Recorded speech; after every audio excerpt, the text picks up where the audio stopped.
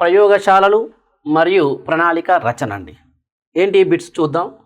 ఇక్కడ చూడండమ్మా, యూనిట్ పథక నమూనాను ప్రతిపాదించిన వారు ఎవరు?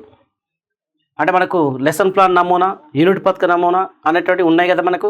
మరి యూనిట్ పథక నమూనాను ప్రతిపాదించిన వారు ఎవరంటే professor HC Morrison, Herbert Blooms and DS కొటార్ అని ఇచ్చారండి. మరి యూనిట్ పథక నమూనాను ఎవరండి దీన్ని తీసుకొచ్చిందంటే ప్రొఫెసర్ హెచ్సి మోరిసన్ అనేటటువంటి వ్యక్తి అండి. ఇది ఆన్సర్ మనకు. రెండో క్వశ్చన్ చూద్దాం. ఒక విద్యా సంవత్సరంలో ఒక తరగతికి సంబంధించిన లక్ష్యాలను సాధించడానికి గల కార్యక్రమాల ప్రణాళిక. ఇక్కడ ఏమన్నాడు? ఇయర్ ప్లాన్ అన్నట్టు. ఒక విద్యా సంవత్సరం క్వశ్చన్ బాగా చదివితే ఆన్సర్ మనం ఈజీగా చేయగలుగుతాం. ఒక విద్యా సంవత్సరంలో ఒక తరగతికి సంబంధించిన లక్ష్యాలను సాధించడానికి గల కార్యక్రమాల కోసం ఏర్పాటు చేసిన ప్రణాళిక ఏమంటారని ఇచ్చాడు.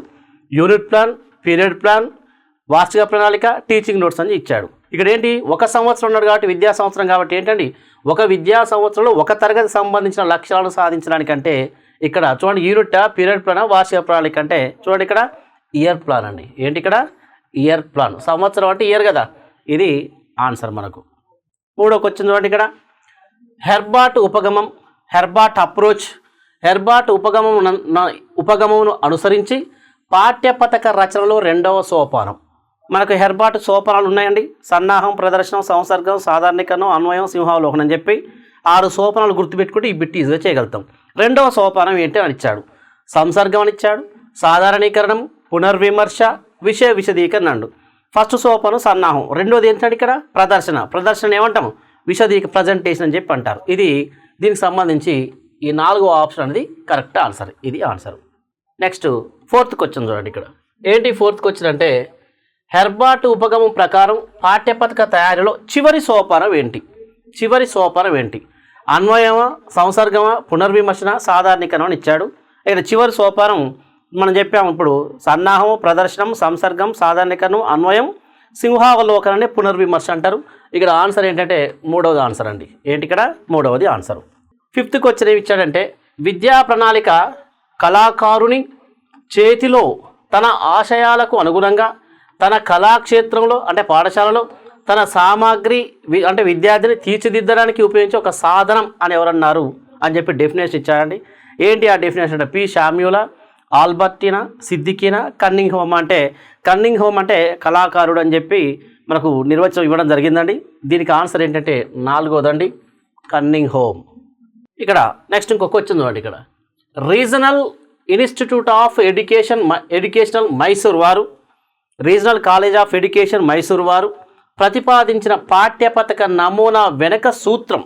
Regional college of education Mysore అండి. Regional college of education Mysore RCEM నమూనా అంటాం దీన్ని. మరి వీరి యొక్క ఉద్దేశం ప్రకారం ఏంటి వస్తుంది చూడండి ఒకసారి. హెర్బర్ట్ అప్రోచా, యూనిట్ అప్రోచా, సిస్టమ్ అప్రోచా, ఇవాల్యుయేషన్ అని చెప్పి ఇవ్వడం జరిగింది. ఈ యొక్క RCEM నమూనాలో ఉండేటటువంటి సూత్రం ఏంటంటే దాని ఇక్కడ వ్యవస్థా ఉపగమం. 3వది దీనికి ఆన్సర్ సిస్టమ్ అప్రోచ్ అండి. ఏంటి? System approach. నెక్స్ట్ క్వశ్చన్ మూల్యాంకనాధారిత పాఠ్యపథక నమూనాను ప్రతిపాదించిన వారు. మూల్యాంకనాధారిత పాఠ్యపథక నమూనాను ప్రతిపాదించిన వారు ఎవరైనా అడిగారండి. డిఎస్ కొటారా, హెర్బర్టా, బెంజమిన్ బ్లూమ్సా, మోరిసన్నా అని చెప్పి అడిగాడు. ఇక్కడ ఆన్సర్ ఏంటంటే ఇక్కడ బెంజమిన్ ఎస్ బ్లూమ్స్ అండి. మూల్యాంకన ఆధారిత పాఠ్యపథక నమూనాను రూపొందించిన ఎవరంటే బెంజమిన్ ఎస్ బ్లూమ్స్ అనే వ్యక్తి. నెక్స్ట్ హెర్బర్ట్ బోధనా విధానంలో మొదటి సోపానం ఏంటి? మొదటి సోపానం సంసర్గమా, సన్నాహమా, అన్వయమా, సాధారణీకరణమా ఇచ్చాడు. మొదటి సోపానం ఏంటంటే ఇక్కడ ప్రిపరేషన్ అండి. సన్నాహం మొదటి సోపానం. ఏంటంటే ఇక్కడ సన్నాహం. నెక్స్ట్ డాక్టర్ హెన్రీ మోరిసన్ యొక్క బోధనా సోపానాల్లో 4వది ఏంటి అని ఇచ్చాడు. ఆ యూనిట్ పథక సోపానాలు మనకు గుర్తుండాలండి. ఆ హెచ్సి మోరిసన్ చెప్పినటువంటి యూనిట్ ప్లాన్లో యూనిట్ పథక సోపానాలు అన్వేషణ, ప్రదర్శన, సాంశీకరణం, వ్యవస్థీకరణం, వల్లవేయడం చెప్పి ఈ సోపానాలు గుర్తుంటే ఈజీగా మనకు ఒక బిట్ వచ్చే అవకాశం ఉంటుంది. ఏమిచ్చాడు ఇక్కడ? అన్వేషణ, వల్లవేయడం, సాంశీకరణ, వ్యవస్థీకరణ అని చెప్పి ఇవి 4 ఉన్నాయండి దాంట్లో. మరి దాంట్లో ఏమన్నాడు ఇక్కడ? 4వది ఏంటి అని చెప్పి అడిగాడు. ఆ 4వది ఏంటంటే ఇక్కడ ఆర్గనైజేషన్. ఏంటంటే ఇక్కడ ఆర్గనైజేషన్, వ్యవస్థీకరణ దీని ఆన్సర్. నెక్స్ట్ 10th క్వశ్చన్ చూడండి. ఇక్కడ సూచనా కార్డు నందుండే ముఖ్యమైన అంశాలు ఏమిటి? సూచనా కార్డు నందుండే ముఖ్యమైన అంశాలు ఏంటి? ఉద్దేశము పరికరాల, పరికరాలు విధానము నల్లబల్లెపన, ఉద్దేశము విధానమా, ఉద్దేశము పరికరాలు పద్ధతి అని చెప్పి ఇచ్చాడు. సూచనా కార్డు నందుండే ముఖ్యమైన అంశాలు ఏంటి నాన్న ఇక్కడంటే ఉద్దేశము పరికరాలు పద్ధతి. ఉద్దేశము పరికరాలు పద్ధతి అండి. ఇది 4వది ఆన్సర్. నెక్స్ట్ క్వశ్చన్ 11 చూడడం. ఇక్కడ సాంఘిక శాస్త్ర ప్రయోగశాలలో ఉండదగిన పరికరాలు, ఉపకరణాలు లేదా పరికరాలు, ఉపకరణాలు లేదా సామాగ్రి. సాంఘిక శాస్త్ర ప్రయోగశాలలో ఉండవలసిన ఉపకరణాలు ఏమిటి అని చెప్పి అడిగాడు. గ్లోబు, పటాలు, చార్టులు, దృశ్య శ్రవణ సర్వే పరికరాలు మరియు వాతావరణ పరికరాలు మొదలైనవి. రెండవ ఆప్షన్ సర్వే పరికరాలు, వాతావరణ పరికరాలు మాత్రమే. 3వది దృశ్య శ్రవణ ఉపకరణాలు మాత్రమే. 4వది గ్లోబు, మ్యాప్లు మరియు చార్టులు మాత్రమే ఇచ్చాడు. ఇక్కడ మనకేముంటాయి అంటే గ్లోబులు, పటాలు, చార్టులు, దృశ్య శ్రవణ సర్వే పరికరాలు మరియు వాతావరణ పరికరాలు మొదలైనవన్నీ. ఇది ఆన్సర్ కరెక్ట్ అండి. ఇది ఆన్సర్ కరెక్ట్. ఇక్కడ 12th క్వశ్చన్ చూడండి. ప్రయోగశాల నియమాలకు సంబంధించి తప్పుడు సూచనలు గుర్తించండి. ప్రయోగశాల నియమాలకు సంబంధించి తప్పుడు సూచనలు గుర్తించండి. తప్పుడు సూచనలు గుర్తించమన్నాడు. ఏంటి?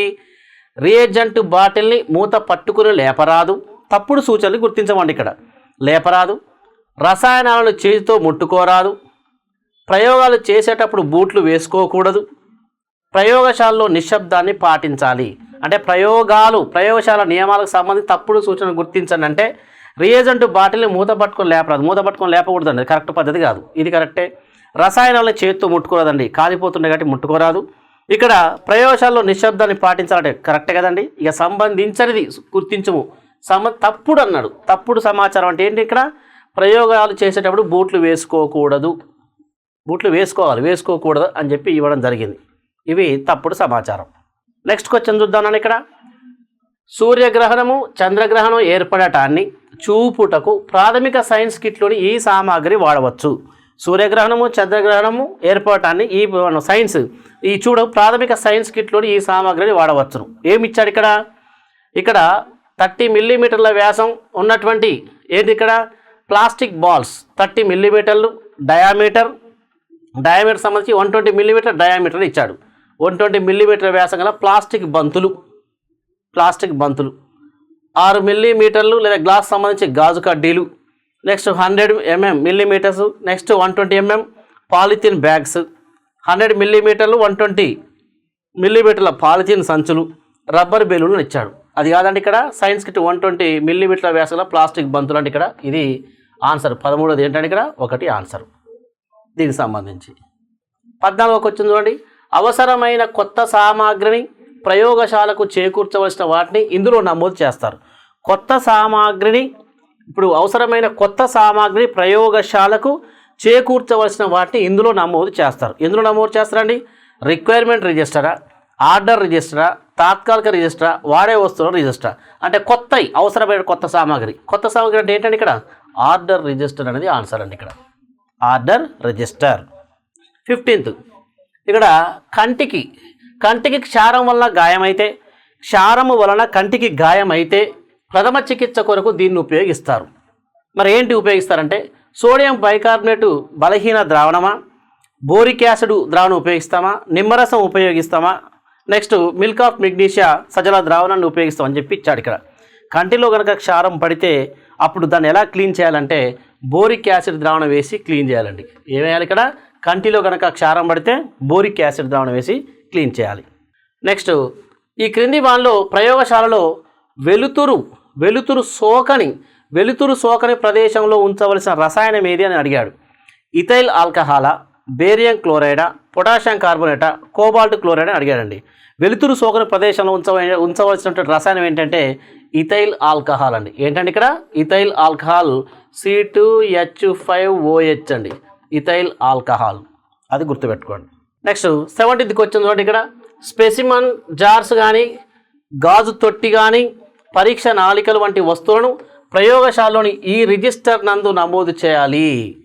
ఎక్కడండి? ఇక్కడ శాశ్వత వస్తువుల రిజిస్ట్రా, వాడే వస్తువుల రిజిస్ట్రా, పగిలే వస్తువుల రిజిస్ట్రా, ఇష్యూ రిజిస్ట్రా అని చెప్పి అడిగాడు.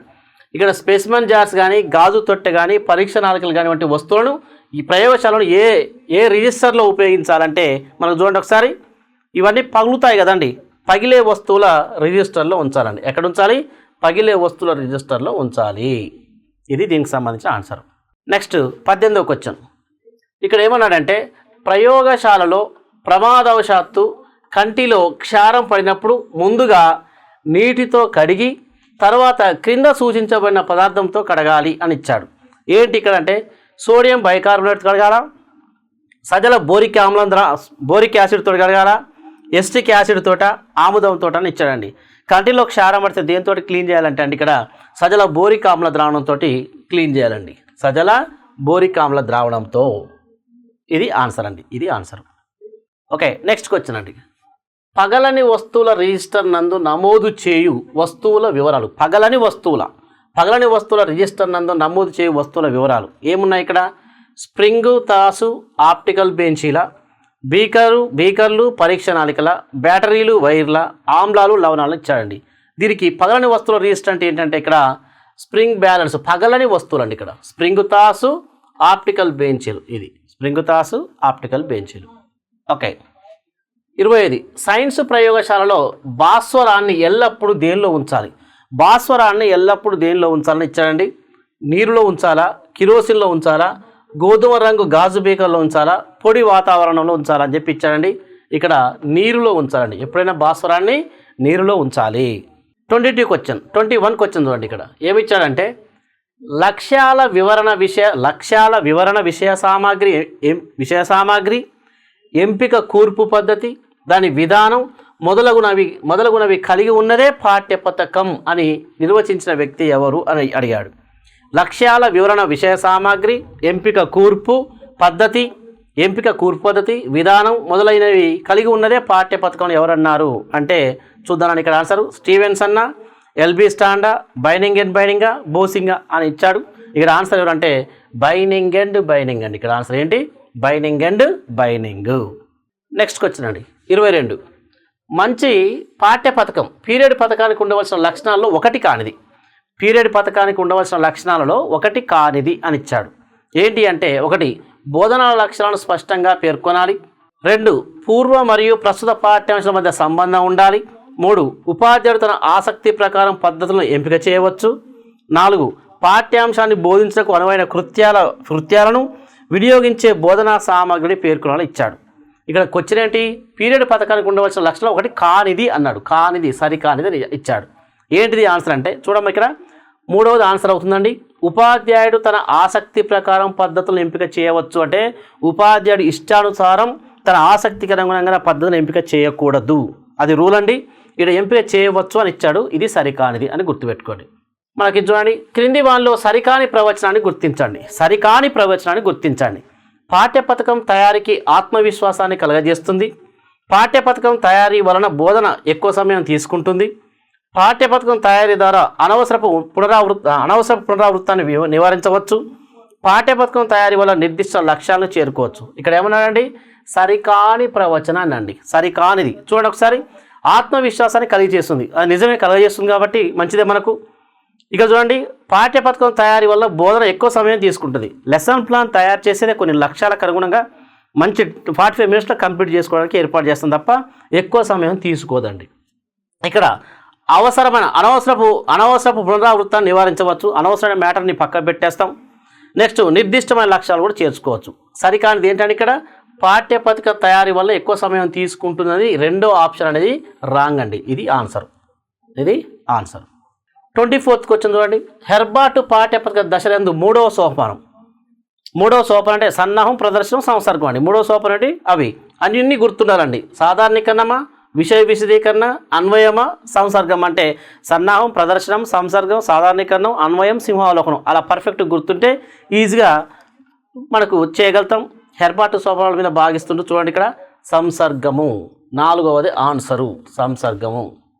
ఓకే, 5వ క్వశ్చన్ ఏమన్నాడంటే ఇక్కడ ఈ నమూనా నందు విద్యా విషయాన్ని యూనిట్స్ అనబడే అర్థవంతమైన చిన్న చిన్న భాగాలుగా విడగొట్టడం జరుగుతుంది. In this model the subject of education divided into meaningful, meaningful smaller and smaller part of called units అని చెప్పి ఇచ్చాడు. ఏంటి ఆ పార్ట్గా విభజించేటటువంటి ఒక యూనిట్స్ అనబడే అర్థవంతమైన చిన్న చిన్న భాగాలు విడగొట్టడం జరుగుతుందంటే హెర్బార్ట్లోన విడగొట్టేది, మోరిసన్ సోపానాల, బ్లూమ్సా, ఆర్సిఎం నమూనా అని చెప్పి ఇవ్వడం జరిగిందండి. ఎక్కడ కాదు, ఇక్కడ మోరిసన్ నమూనాలో ఇట్లా విడగొట్టడం జరుగుతుంది. ఎక్కడ? మోరిసన్ నమూనాలో. ఓకే, థ్యాంక్ యూ అండి.